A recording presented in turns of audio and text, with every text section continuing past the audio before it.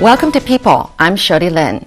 Today my guest is Dr. C.M.Chen, and he is a professor in the English department at the National Zhengzhi University.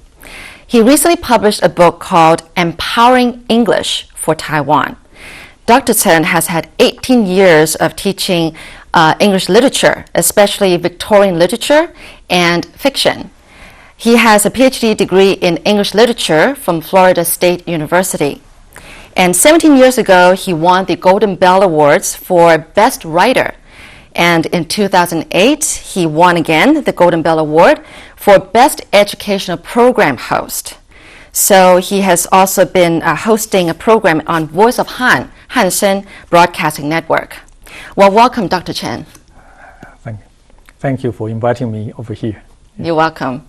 Okay, well, first of all, I want to say that I agree with you in many aspects that you mentioned in your book regarding the way English is taught in Taiwan. Well, I learned English starting in first grade, learned my ABCs, and in Hong Kong. And then I spent elementary and junior high and high school years in Japan. But I went to international schools. And then I also went to the States for college. So I didn't learn English in Taiwan, but I know what agony my children go through learning English here in Taiwan. So Dr. Chen, in your book, you're strongly critical of the way English is taught in Taiwan. Now, why do you think there is really a need to overhaul Taiwan's English teaching method? Let's just take a look at how I say is achievements accomplished by our English teachers.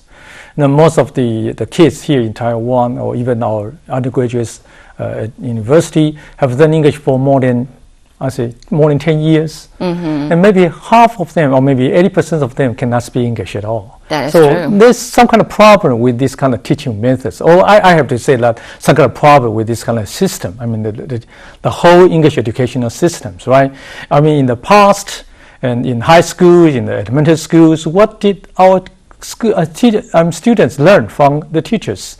They learn a lot of grammars. They just read a lot, and then they try to tests. They have to memorize some of the vocabularies or those new words they never used in their life. Right, they don't know how to speak it. Yeah, that's right. So that's the big problem with our teaching. So I think that right now we think they need a kind of big change for this kind of English educational system. Are you trying to do anything in terms of talking to the Ministry of Education about what they should do? Have you tried? I want to challenge two things. The first one is our testing system. Okay, I like right now the college entrance examination. I mean, the English test for this kind of college examination is great. They give you the test on reading comprehension or to test how you can understand the meanings of the passages of there. But look at the test systems in high school.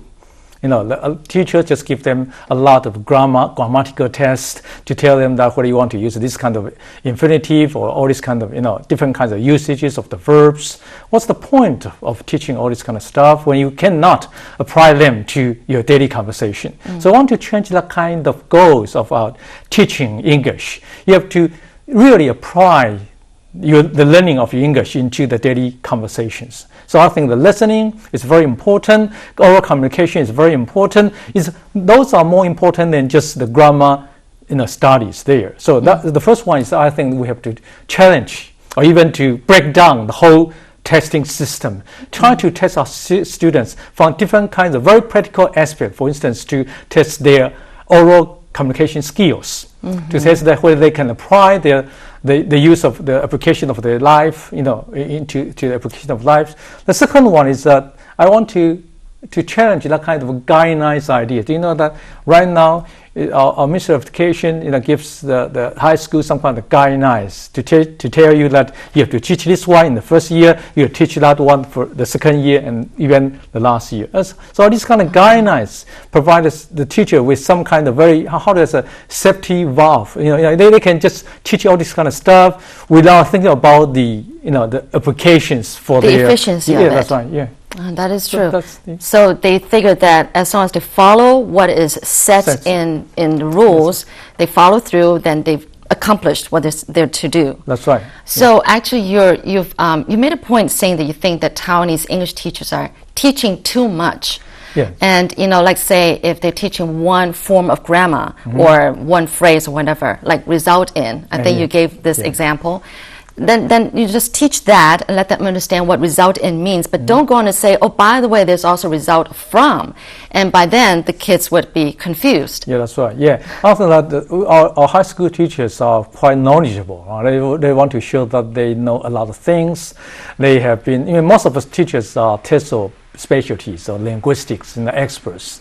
So they want to apply all this kind of linguistics knowledge to their students. They teach them a lot of those very difficult linguistics knowledges, and to tell them that you have to know all this kind of stuff before you really can use the language. I think that's totally wrong. For instance, when I say they will tell you how to compare, for instance, they will tell you, they'll ask you to tell the difference between compare with and compare to, or result in and result from. So, and then they try to confuse the students with all these kind of difficulties that most of even non-native speakers cannot identify. So the problem is that we learn a lot of language rules. We learn a lot of linguistics knowledges, but we don't know how to master or grasp the essence of language. The essence of language is what? Is to know how to use the language. Language itself per se is the key to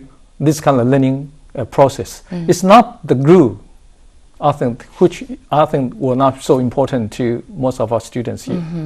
I'm sure you're saying that most of what Taiwanese English teachers are teaching is not, is good and not totally wrong, but it's just to emphasize the fact that what kids need more, students need more, is to how to apply this language in their lives. So to actually use what they learn and not to teach too much so that they get confused and don't even know how to open their mouth and start saying the first sentence. Yeah, we would think why, why the student want to learn the language. In Taiwan, why do you want to learn the English language? Do you want to just read the magazines or newspapers, or do you want to conduct any kind of business with international companies or what?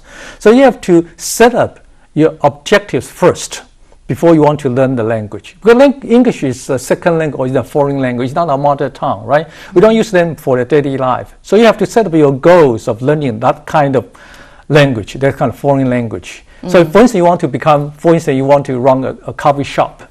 So maybe you have to learn some kind of specialties first, or some kind of domain knowledge in coffee operations. And the second one, you must know how to communicate with some of the foreigners in order to run your coffee shop. So the language you have to learn, I'm talking about the English language. The language you have to learn is only about that kind of very special terms applicable to your life. That's right. Yeah. So you don't have to learn so much about that kind of grammar, that kind of very complicated usages or even complicated sentence patterns before you can run a coffee shop, right? So management by objectives is another idea. I hope that most of even our policymakers or even the English teachers have to keep this in mind, because when they want to teach their students what kind of English they want to teach them. So that is some kind of goals they have to keep in mind before they give this kind of directions to the students. Yeah. Well, let's change a little bit. How important do you think English is to Taiwan's competitiveness?